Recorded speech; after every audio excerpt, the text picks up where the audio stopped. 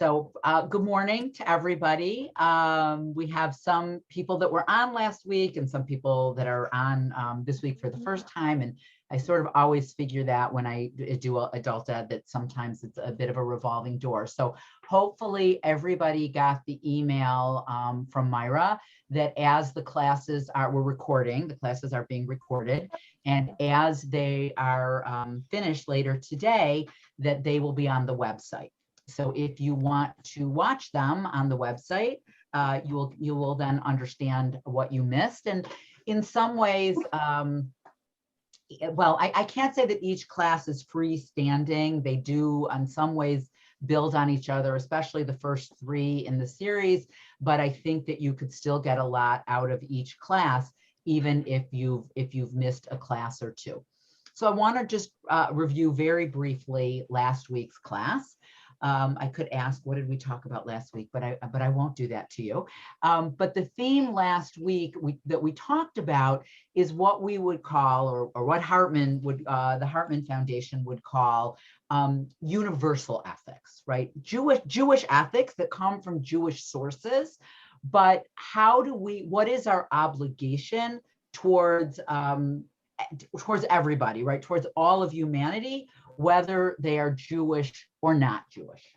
And so the basis of the understanding that we have an obligation to every human being in the world comes from the understanding in our Torah that every human being is created in the image of God.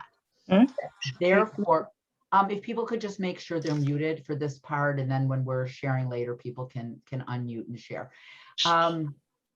So the understanding that human beings are created in the image of God, and because we're created in the image of God, there's an equality of every human being, and therefore we owe things to other human beings, and probably the first thing we owe is, first do no harm, right? You have to treat everybody like that they're, a human being. One of the things that somebody pointed out yesterday is that there's a difference between how you treat animals and human beings, different obligations towards animals and human beings. So of course, for us, we would be like, well, of course, that's right. Though some people treat animals better than they treat other human beings, right? One of the chilling little facts of the Holocaust that people might not know about, but if you think about, how many human beings were killed in the Holocaust, but pets got caught up in all of this too, and there were foundations that brought pets from Europe. People could adopt, other people's pets to save pets, right? That were caught up in the middle of a war. And you think about that, people weren't willing to save Jewish children or Jewish people. There are many pets probably in the United States that have there are many pets in the United States that have a much nicer life than many people worldwide.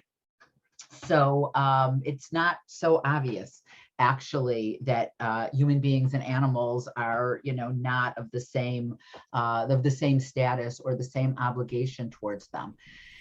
In any case, we owe to do no harm, and there are all kinds of ways of thinking about that. Though we do in the Jewish tradition, do owe people more than that. But today we're going to focus on what Hartman refers to as covenantal ethics.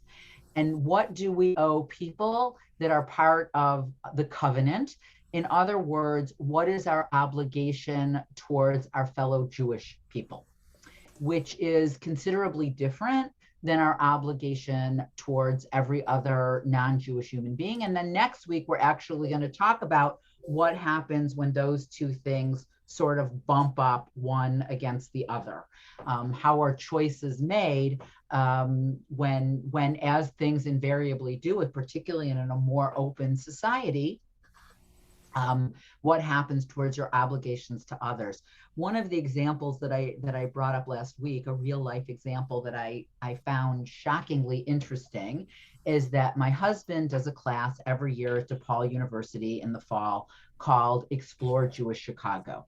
And it's really fascinating because there are a lot of kids in the class that aren't Jewish, and for some of them, it's their first exposure to the Jewish community. And it's interesting to see what they react to. But one of the things that he hears every time he takes kids to visit the Ark, which he does every year, that a couple of kids in the class always point out that they have a problem, that the Ark will help non-Jews. If a non-Jew comes to the Ark, they help them on their first point of contact. They help them try and find other organizations that can help them, but they don't give ongoing support. They only give ongoing support to Jews. And some people have a problem with that.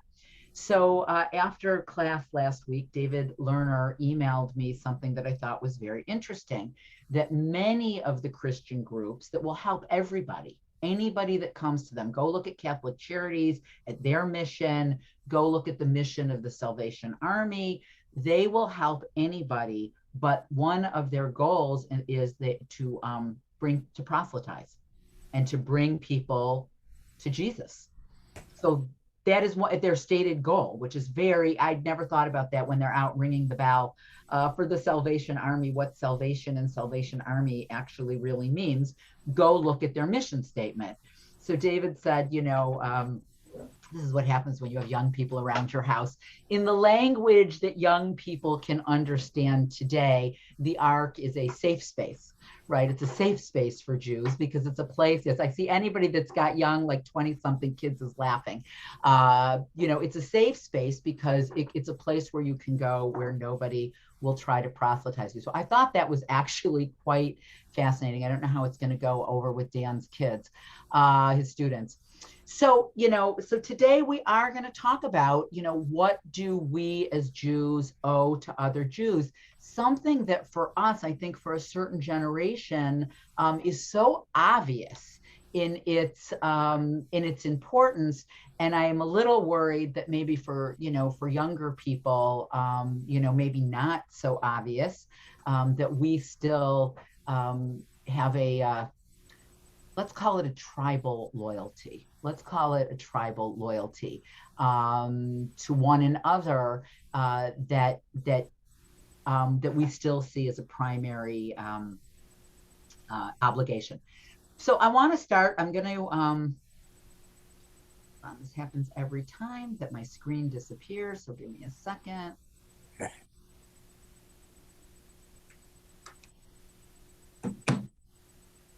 Okay. So as I said, I can't leave this on the screen as for the discussion because I can't see all of you when I do that. And I apologize. And Brian wasn't able to solve for this week. So we're going to look at the text together, and then I'm going to have to take them off the screen so people can participate. So the first one is a quote by Carol Gilligan.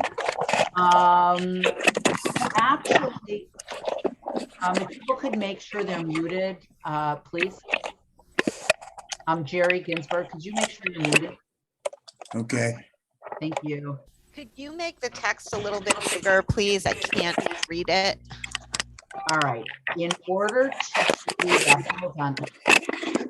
All right. I need to go to a different screen. So give me a second.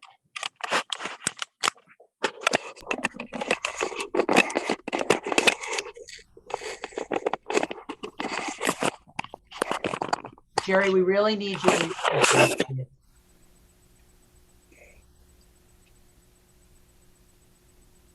All right, let me just see, because that was the student guide and that was smaller, but I think if I go to the all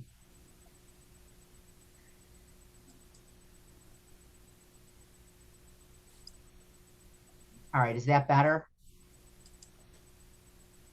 Okay. Yes, that's better. Thank you. Okay. All right. So this is the teacher's guide. We get the older teachers, I guess, get better, larger text. So I want to look at this source by Carol Gilligan that they start with. And this is the issue that we'll be really talking about more this week, is that we are all involved in a network of relationships, right? We certainly understand that we have an obligation to everybody, though it's hard to help everybody. We have an obligation to Jewish people. We have an obligation to our family. We have an obligation to our neighborhood. That everybody has a network of relationships that we are all, that we're interdependent. So she writes, our lives are embedded in a network of relationships. As humans, we are interdependent. It is the understanding of the human condition that Martin Luther King articulates in his letter from the Birmingham jail. We are caught in an inescapable network of mutuality, tied in a single garment of destiny. What affects one directly affects all indirectly.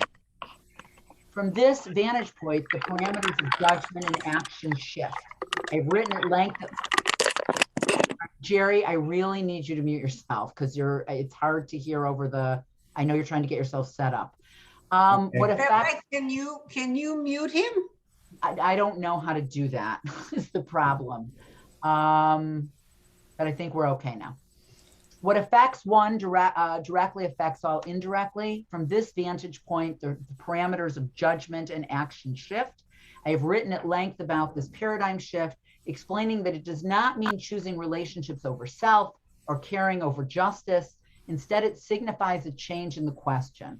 Rather than seeking to establish whose rights take precedence in a contest of rights, the question becomes how to act in a network of mutuality where what affects one directly affects all indirectly, like walking on a trampoline. So what I love about that source, I love the image of walking on a trampoline, right? You're never totally steady. It's never like, you hit your balance and then you never have to recalibrate. You're constantly having to recalibrate. And that's true in the world that we live in, right? When Jews lived in the shtetl, you did not have to worry really about your non-Jewish neighbors and what was happening with them. I mean, you had to worry they were going to, come and harm you. But you didn't have to really ask yourself the question in the same way, what do I owe my neighbors? If my neighbor is suffering, who's not Jewish, what do I owe them? How do I have to take care of them? Do I have to feed them? How do I divvy up my limited tzedakah dollars? So many of the traditional sources don't have to ask that question.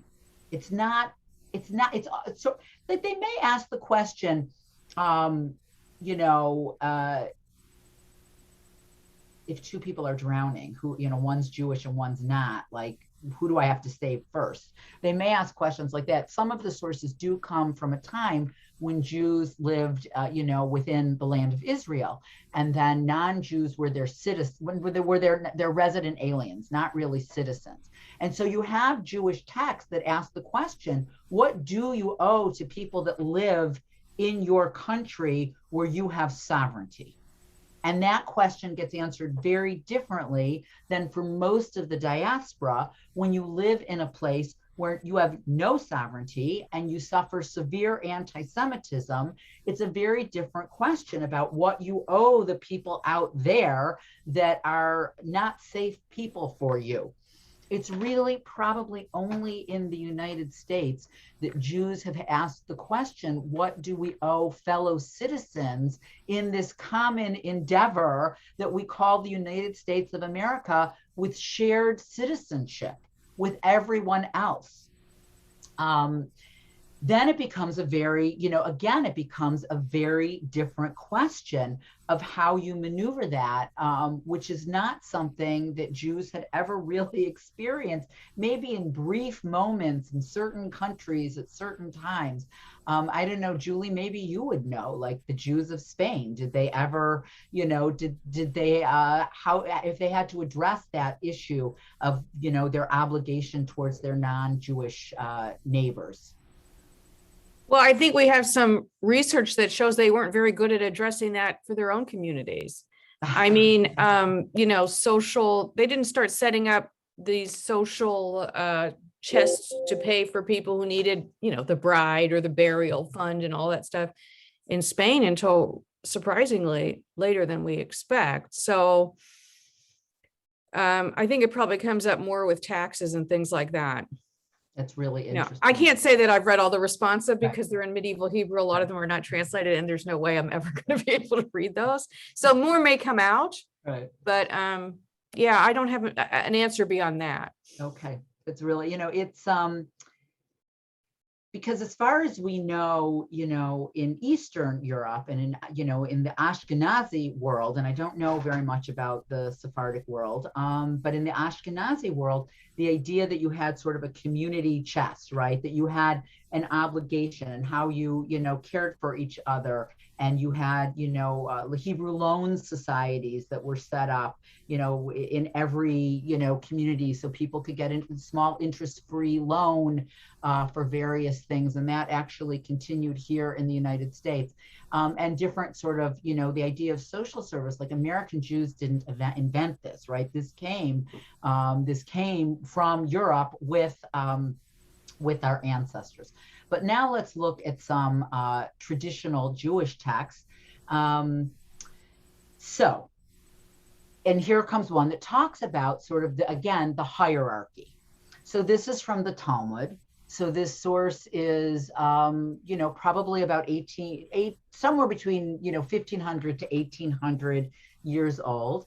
And it talks about it. It begins with a source from the book of Exodus, from the Torah.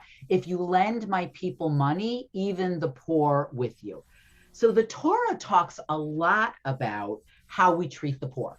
And it's considered the Israelite poor. So the Torah has a lot to say about how you set up a system of tzedakah to make sure that people are tithed. Everybody is tithed, and that money goes towards helping the community.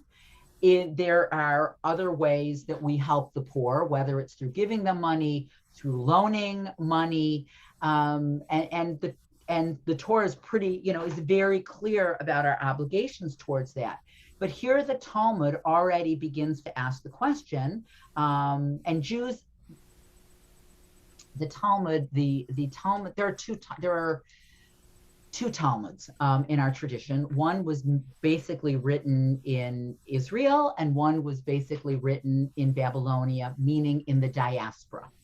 The Babylonian Talmud is the one that takes precedence. The one that was written in the diaspora is actually more definitive and looked to as a source in the development of Jewish law. And most likely that's because pretty early on in our history, the majority of Jews were living outside the land of Israel and weren't asking questions about governance when you are sovereign and you're dealing with non-Jews. The Babylonian Talmud is written, it's a diaspora creation. And for most of Jewish history, until 70 years ago, it was all taking place in the diaspora. So Jews were living amongst non-Jews, but very often living in their own sort of communities, as I said, sometimes getting along better with their neighbors, and sometimes, the victims of their neighbors. So as far as we know about the Babylonian Jewish community, they did quite well. They opened businesses. They were, for the times, considered an affluent community. We don't have too much reporting about, what we would later call maybe anti-Semitism or anti-Israel behavior in Babylonia. We know that when Jews were allowed to return to Israel by the time of the Persian conquest of Babylonia, the majority of the community chose to stay in Babylonia. Life was, considered better there than on this, backwater, frontier, undeveloped community in Israel, where taxes were high and roads were bad.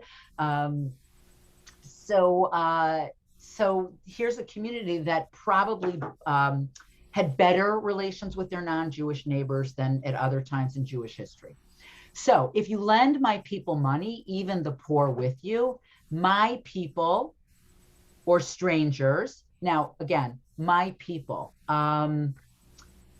The Babylonian Talmud is referring to this interpretation of my people very specifically. My people meaning Israelites, God's people. I know this, we, don't always love to read these sources at interfaith, lunches. That in the Torah, my people refers to the Israelites. And then of course that means Jews. So we are God's people, according to our tradition. So if my people or strangers, my people have precedence. So if you're deciding between loaning money to non-Jews or Jews, Jews have precedence. A poor person or a rich person, the poor have precedence. Now, that may seem obvious, like, of course you'd want to loan poor people money before rich people, but why might you want to loan rich people money before poor people? Why isn't that so obvious? Lynn? I was going to say the rich have a much higher probability of returning the money, whereas the so poor are not. Right, like, so you want to get your money back, you might want to loan it to a rich person over a poor person. Why else might you want to loan money to a rich person over a poor person? Rosette? Connections that this wealthy person might have. Right, connections. This wealthy person could take this loan and turn it into a big business and make a lot of money. You might feel like, and if you believe in trickle-down economics, you might feel that helping a rich person make more money will be better for the economy, because that rich person won't keep that big salary for themselves. That rich person will create all of these jobs, okay, which will help all of society be so much better, right? So you could say it will be much better for everybody because this rich person will turn this money into something, and society, the economy will be better, and I'll have all this connection, and then, I can give more money to tzedakah, and I'll be sure to be paid back. So human nature being what it is, the Torah has to be very specific. Loaning money to poor people, even though you may not feel like that's as good of investment in your money, you need to loan to poor people over rich people. So the Torah is coming to teach us this moral lesson that we might not know. Vera? Also, maybe if the rich person is, in trouble, poor health, bankruptcy, or something like that. Look, what the interesting thing is that we're talking about a loan, right? We're not talking about tzedakah. It's very interesting in our tradition that you are obligated to give tzedakah. This is really just an interesting kind of fun fact. When a rich person falls on hard times, there's a lot of sources about not only how you have to help them, but you kind of have to help them in the custom of which they are, in the style of which they are accustomed. And so that may seem ridiculously unfair, but it has to do with the dignity of the human being. And I will tell you, many, many, many years ago, I remember a really interesting and very moving example of this, actually. When the Argentinian economy collapsed in the 90s? And it had been a fairly wealthy, affluent, not wealthy, but a well-off Jewish community in Argentina who fell on extremely hard times. And many of them chose to make Aliyah.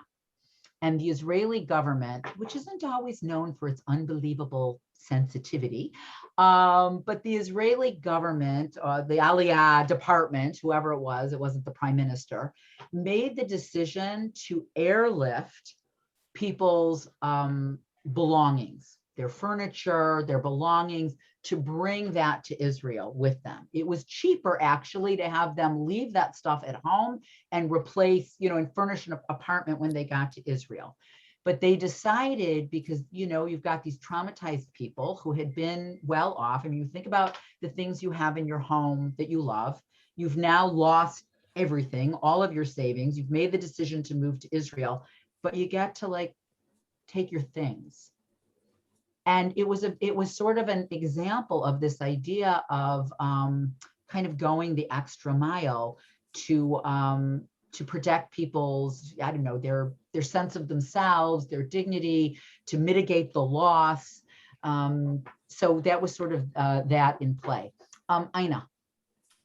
Two things, going back to what you had just said about the trickle down effect. As you were describing it, that sounds to me like the best of all, all worlds, when everybody can receive the good effects of it. But a lender need not necessarily think in the best of ways.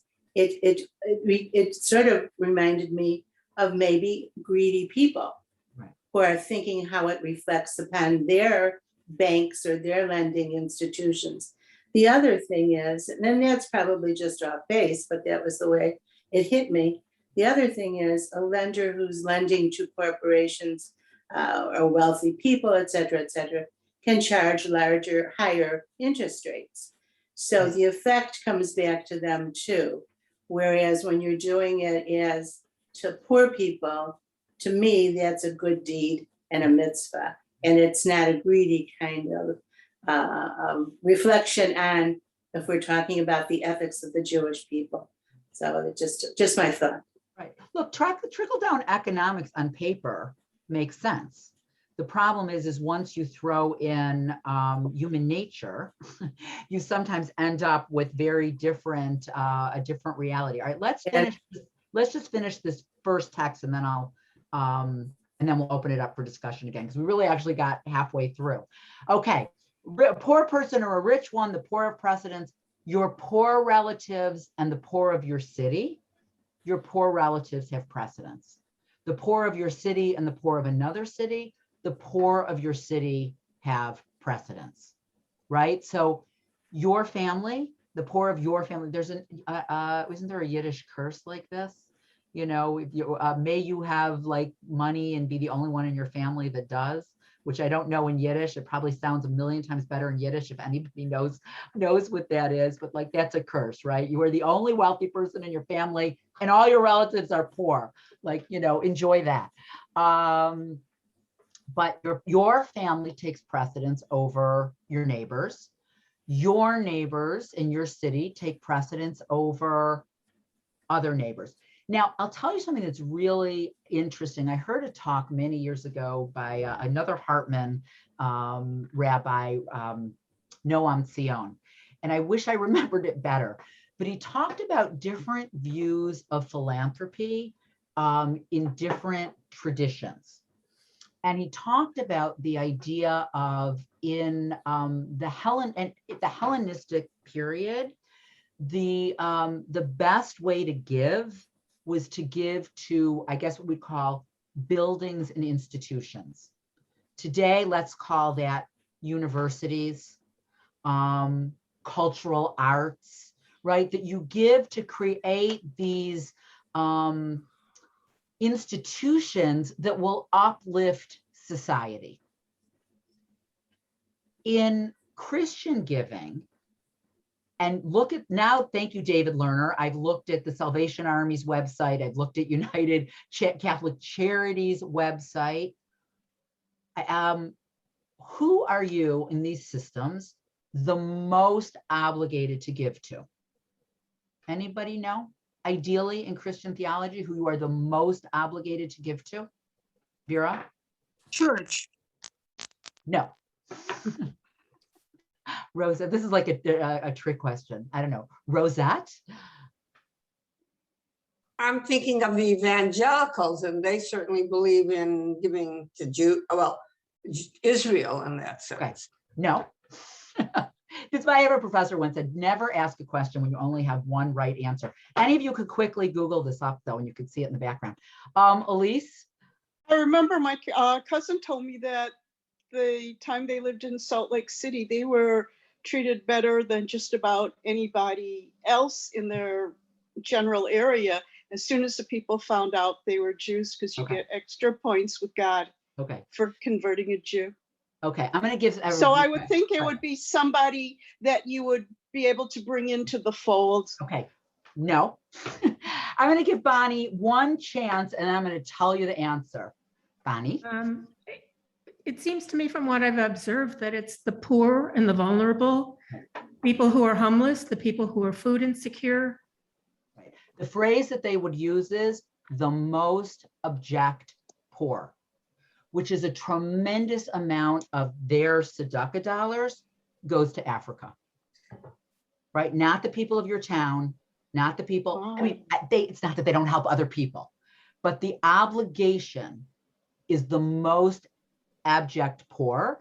And probably now in the world, the poorest people you're going to find are probably in Africa, right?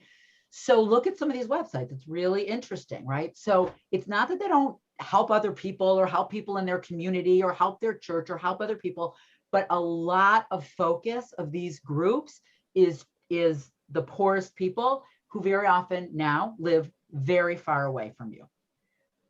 In Judaism, who are the people that you're obligated to help first? The people closest to you. And actually, if you know your Rambam, what is the best way to give? What is your best way to give money? Bonnie? Anonymously. Okay. Actually, no. In Judaism, it's actually not anonymously. It's if you have equal, this is always a trick question. If you have people of equal wealth and one gives anonymously and one puts their name on it, but gives more, is actually the person that gives more. But in Rambam's sort of ladder, the best giving is a person that allows somebody to then independently like help themselves, right? To give, to make, teach a man to fish, right? Like the best giving is the one that launches somebody into being able to take care of themselves independently. Think Jewish vocational services, so now in Jewish giving today in America, we see people giving to all those things, right? It's not, it's nice, even categories, but of course they blend together. People give to their universities, people give, I don't know, I guess I'll just admit this, but like, let's say I go to Ravinia in the old days when I used to go to Ravinia. Let's say I go to Ravinia and you look at the program and you look at all the donors. Let's say that maybe I sometimes look to see if I know anybody from the congregation that might alert me that they could be a good donor that I maybe didn't know about, let's just say. So today, the Jewish world in the United States, we give to all of those things, right? You value all of those things. But when you have a pot of money, right, and you're trying to decide, how do I help the people? Do I send it to Africa? Do I send it to, the Ark? Do I, give to my university that enabled me to have this education, that enabled me to make enough money so that I could give? And we weigh out all of those various things. But we see in this source from the Talmud a very clear hierarchy of giving, which is all things being equal, we give to our own first. And that even includes our own family members that are in need. Flo? Along these lines, it's always wondered where this came from.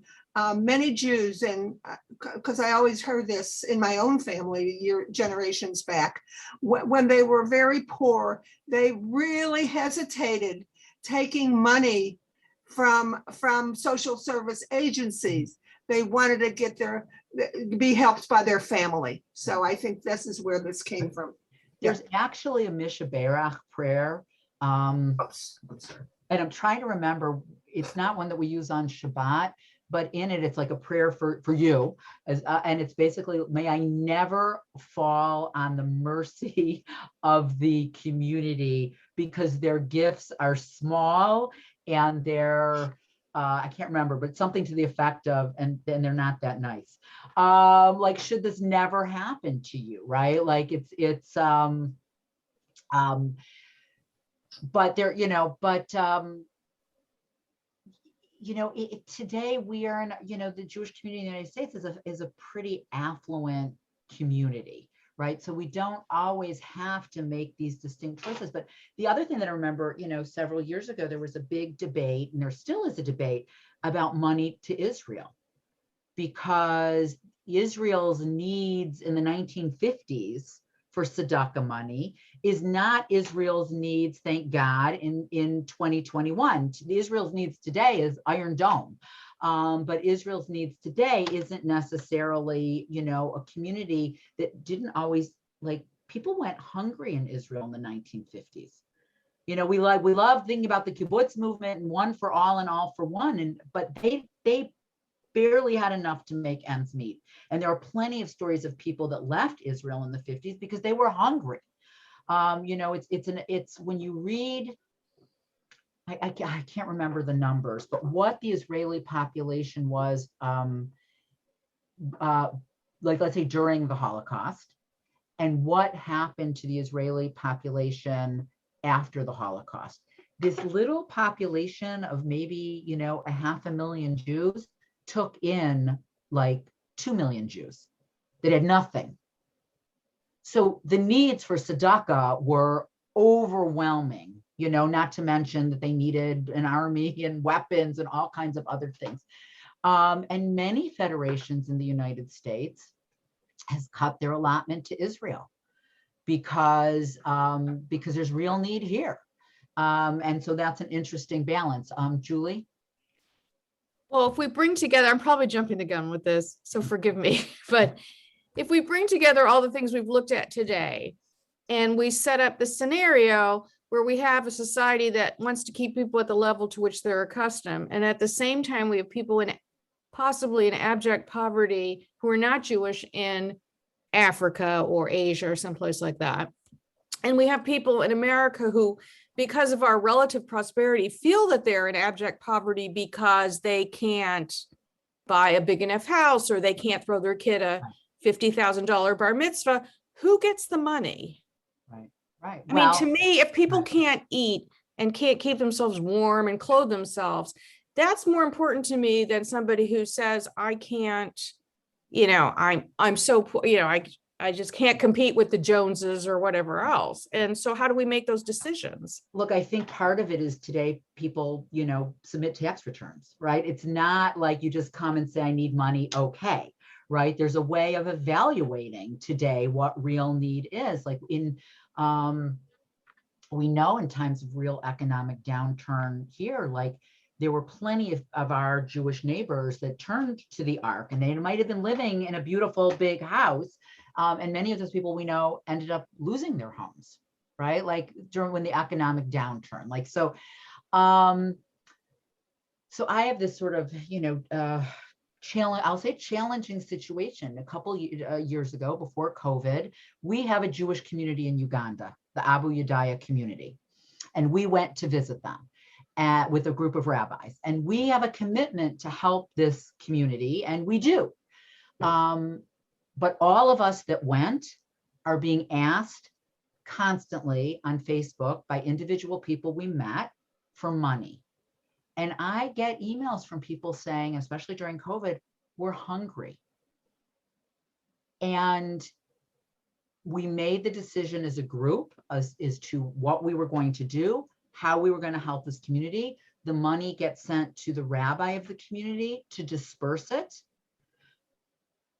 But I've never, to have a Jewish person say to me, I'm hungry, and they're hungry. They're not, I've never had this experience, you know, in my life. And it is horrible to say to them, well, the group gave our donation, it went through the rabbi. The need is overwhelming. And our group, you know, has made a commitment, but we're, it's, you know, all right, let's look at another source. Well, we won't do more therapy about that. Okay. If there be among you a needy person, one of your kin, with any of your dwelling places in your land, which the Lord your God is giving you, you shall not harden your heart, nor shut out your hand from your needy kin. You shall surely open your hand to them and lend them sufficient for their need. Let's just stop there for 1 minute, and then we'll do the rest of it in a minute because it needs a little more explaining. When you hear harden your heart, don't harden your heart. What immediately are you supposed to think of? What's it? I see Julie saying Pharaoh. She's on mute, right? Pharaoh hardened his heart against the Israelites, right? Don't be like Pharaoh. Like that's exactly, don't be like Pharaoh. Don't be like perhaps an Egyptian. Don't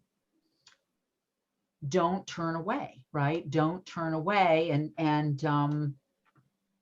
you've got to open your hands to the needy, right? And human nature being as it is. And again, like, today it's a different thing, because today, again, we have organizations. Somebody calls me and says, Rabbi, I need help. I put them in touch with the Ark. I put them in touch with Ezra. I put them in touch with organizations that can help them. You know, during the economic downturn, we got a lot of calls, not just from congregants, but from people that we didn't know. And it was a little bit like, who are these people? And do we really want them coming to the synagogue in the middle of the day where there are very few people in the synagogue, and everybody that's there are, you know, women of a certain age, and we don't know who this person is, and do we want them showing up? So all of the clergy in the area bought like coupons, like for Jewel or whatever, and left them at the Northfield Police Station. And if anybody called and said they needed help, then we could say, you know, the Northfield Police Station has, you know, these coupons, and you can go there and get X numbers of dollars worth of food coupons. And that felt like a way of not turning away people that might be hungry, but in a way that was, you know, that felt safe. And so also sort of felt like it weeded out people that like might not, you know, really need the money, but do you really know? Jerry, you have your hand up. Just a comment, the two townships nearest to us, both New Trier and Northfield Township, also have the same items that you mentioned for people in need. Right. And look, we know that those food pantries, like the food flies off the shelf. It does. You know, they cannot, you know. So it's interesting, again, like if in our hierarchy, do you have an obligation, if you had to choose between, you know, helping people that were far away from you, or making sure that you were donating so that these food pantries had enough food for, we assume, people that are more or less in our neighborhood, right? Our tradition would say you've got to make sure that the Northfield pantry is stocked. Though, even though those people may not necessarily be as hungry as people further away that you have, but you still have an obligation to your own community. All right, so let's now, okay. Beware lest there be a base thought in your heart saying, the seventh year, the year of remission is at hand, and you be evil to your needy kin and give them nothing, that they cry out to the Lord against you and guilt comes upon you. You shall surely give them, and you shall not be discontented in your giving to them, because for this thing the Lord your God will bless you in all of your actions and all of your undertaking. For the poor shall never cease out of the land. Therefore I command you, saying, you shall surely open your hand to the poor and needy kin in your land. So if it's the verses start out, if there be a needy among you, and the verses end, there will always be.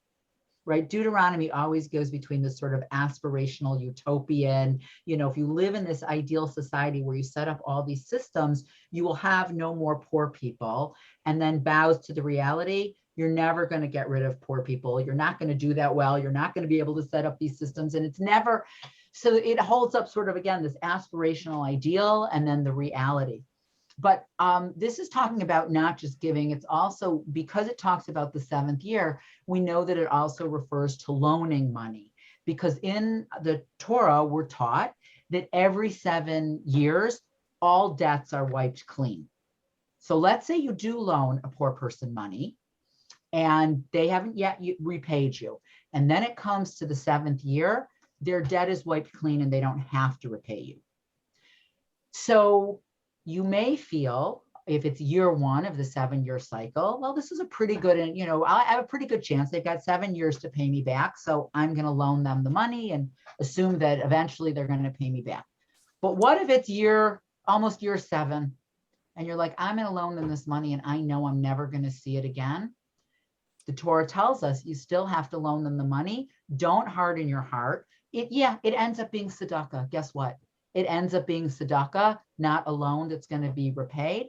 but you're still obligated to do it. And frankly, since the poor are not going to cease for them land, you'll be obligated always. All right, let's look at, I think there's one last source for today. So let's just get through that and then we will open this up. Oh, okay, sorry. I think we're going to skip source 4. Well, let's not skip source 4 because this isn't about tzedakah. This is about sort of what you know what, we are going to skip 4 because I think we're going to actually come back to this in a later session. So far we've talked about tzedakah, right? What we owe people in the covenant with us, but we owe them more than just tzedakah, right? We owe them to create a society where we care for each other. And how do we care for each other? Not everybody in your society, in your covenant, is poor, right? Like we focused on poverty, but that's not the only issue. The issue is how we treat our fellow citizens, the kind of world that we've created. And here's a source from the Torah. If you encounter your enemy's ox or donkey wandering, you shall surely bring it back to your enemy. If you see the donkey of the person who hates you lying under its burden, you shall not leave without helping them. You shall surely release it with them. So here's an example of, you know, we're living amongst other people, our neighbors. We don't like them. I mean, the Torah is pretty explicit. You consider them your enemy, right? It'd be very nice if all Jews got along, we all loved each other, and we created this wonderful society. And the hope is that if you really loved your neighbor and you saw that their car couldn't start one cold morning, you'd go over there and jump their car. What if you really don't like your neighbor or somebody that lives in your community? And one day you see their lost animal wandering around. The temptation would be like, oh, I know whose animal that is, and good. Like, good, their animal's lost. They deserve it. The Torah says you're not allowed to act like that, right? Got to bring the animal back. What happens if you see your neighbor's animal has collapsed under its heavy load and you can't stand this guy? You got to stop and help, right? That what you owe this covenant that we have with God in how we treat our people, our fellow, in this case, it would be Israelites or Jews, is even if you don't like them, you have an obligation to help them. That's how you create a covenantal society.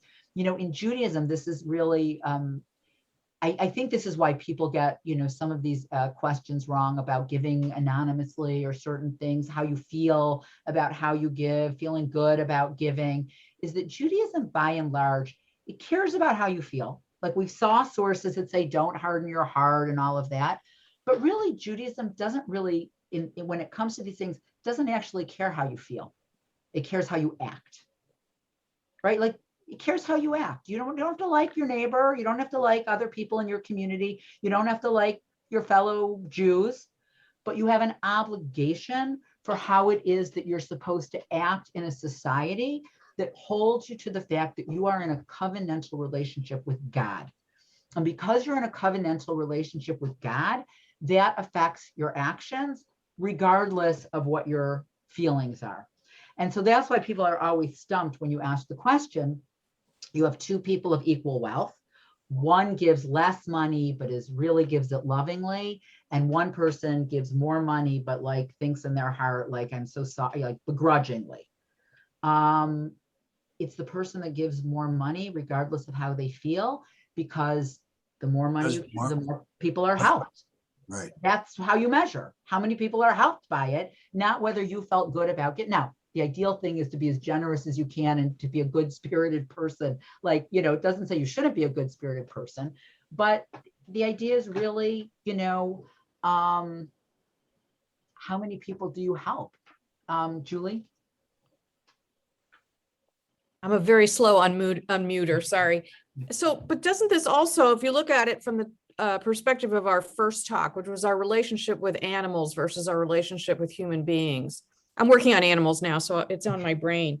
But this is also cruelty to animals, to allow the donkey to collapse under that weight. Your feelings towards its horrible owner shouldn't blind you to its fate as a suffering creature of God. Even though he's not made in God's image, he's still we were supposed to have dominion or take care of the animals. Same thing with the lost animal. You might not, I mean, I couldn't stand my neighbor who used to live next to me. He let his dog poop on my lawn and run around, but I always made sure that that dog wasn't running in traffic and he could take his dog back. Of course, then later I called the village and complained about it. Right. But the thing is, the poor dog shouldn't be punished because his owner's a jerk, and the donkey shouldn't be punished because.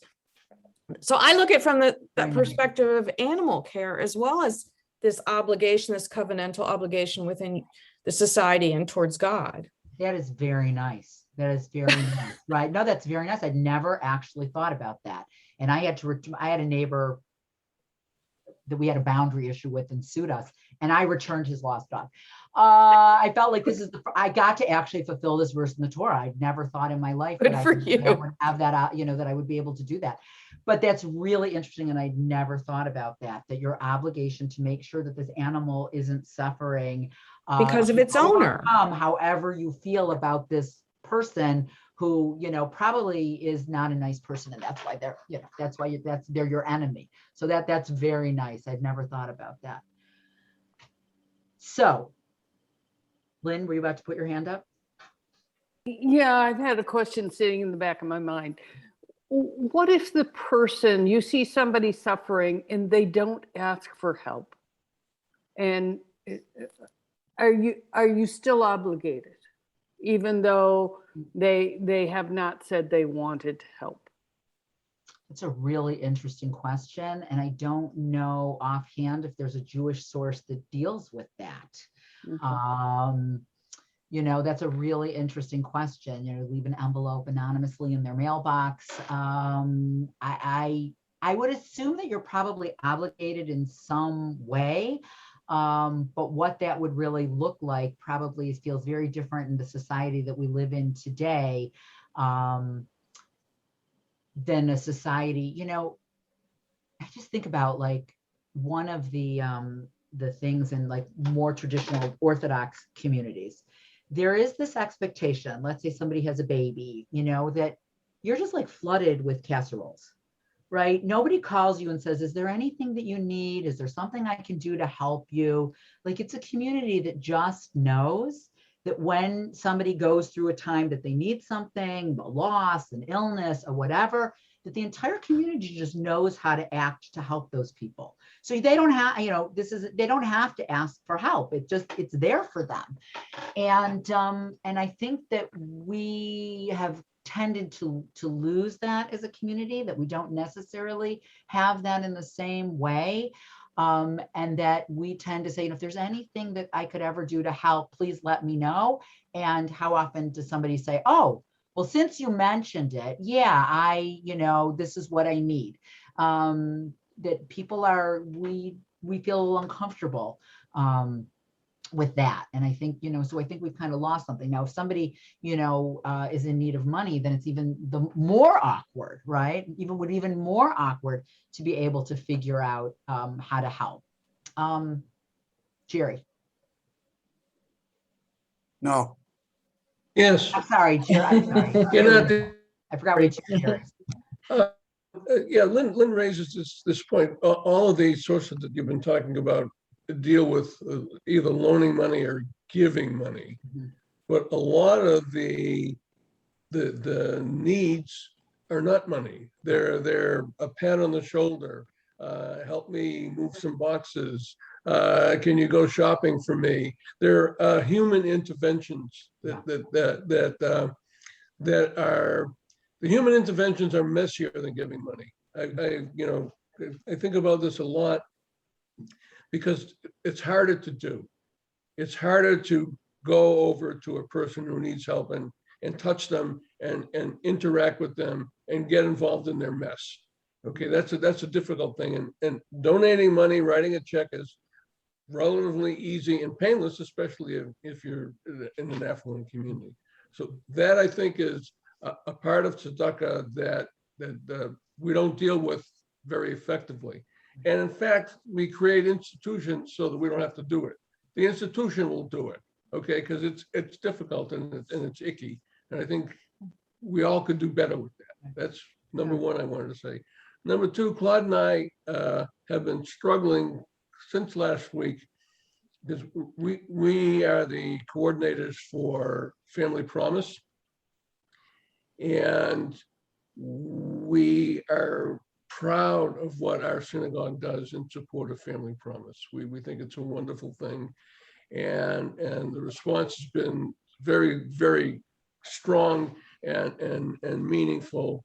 But I can tell you that we are the only organization, I don't know about the other Jewish organizations, that do not send significant amounts of dollars to Family Promise.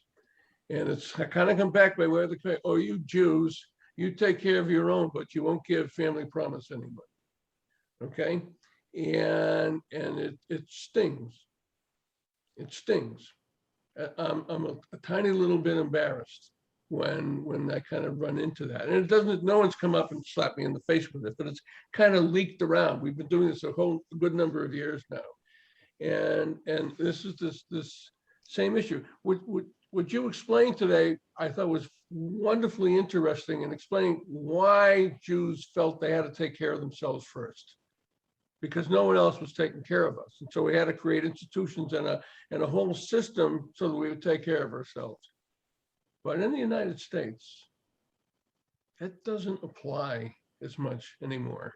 It really doesn't. I think there has to be a shift.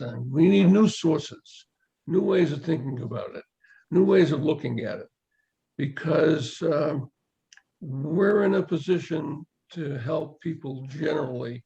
And of course, we're going to help Jews, but I think we need to also not just do Jews and institutions, the opera and theater and the art museum, but I think another way of looking at it.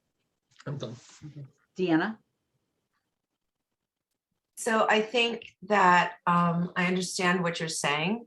And I think that, first of all, we do contribute to Family Promise in the form that we also have to, our synagogue in particular, we have to fundraise for Family Promise, because we can't just say, the Jacobsons or the Harrises, and somebody is going to bring in meals because of a kashrut.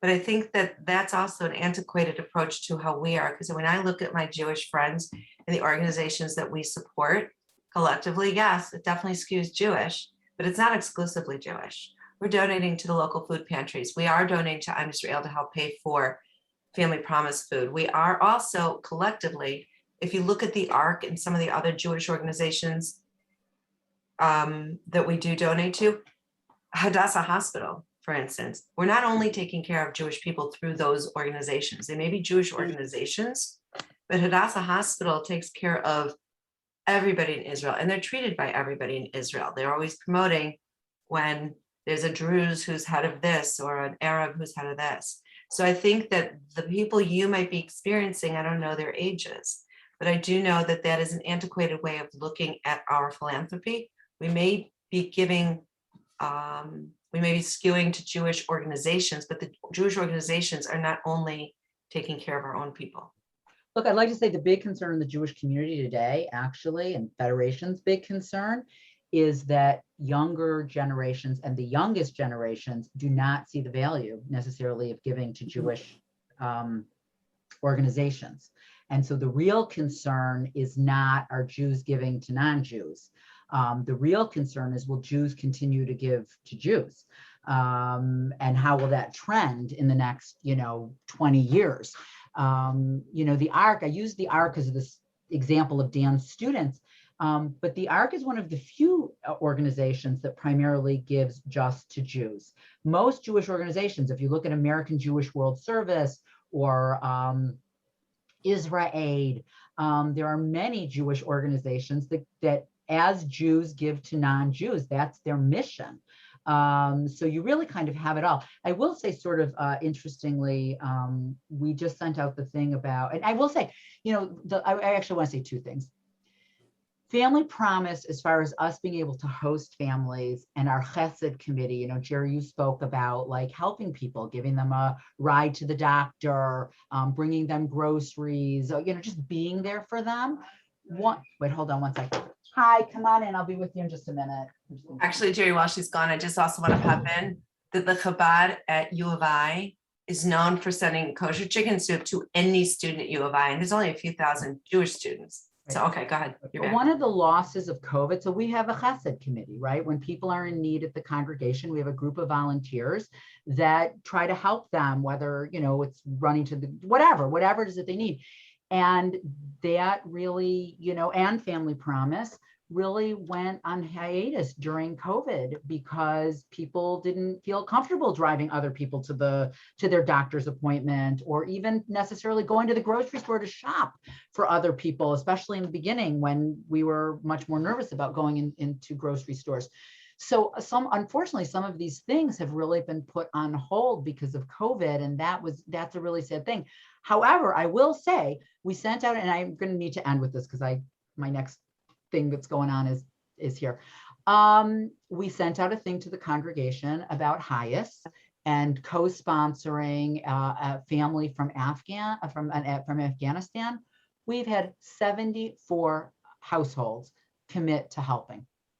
Because I was like, before we can commit to this, we better make sure that people really want to help, because this is a huge undertaking. You can't like adopt a family and then go, oh, sorry, like we don't have anybody really around to help. So we've been really, you know, kind of shocked and overwhelmed by the number of people that have offered to help and also give financial help, because HIAS requires a big financial contribution to adopt a family, because you're maybe furnishing an apartment for them. So, you know, I haven't given up hope with our congregation that that we have a great generosity of spirit in wanting to help other people. I'm just concerned. And what I was wondering what you were going to say actually is, when at such time we'll be able to host Family Promise again, because when will we feel comfortable having people? And, you know, right now the children would be unvaccinated. Like, when will we be in a position where we feel, you know, that we can have people again and host them? Like, that has been such a shame, because I'm sure the need hasn't gone away, but the safety issues involved in that. All right, with that, it was lovely seeing you, and we will next week, we're going to talk about what happens when some of these things do come into conflict between, you know, helping non-Jews and helping Jews, and how people, what do our sources say about some of the choices that we might want to make. So everybody have a lovely day, and I will see you next week.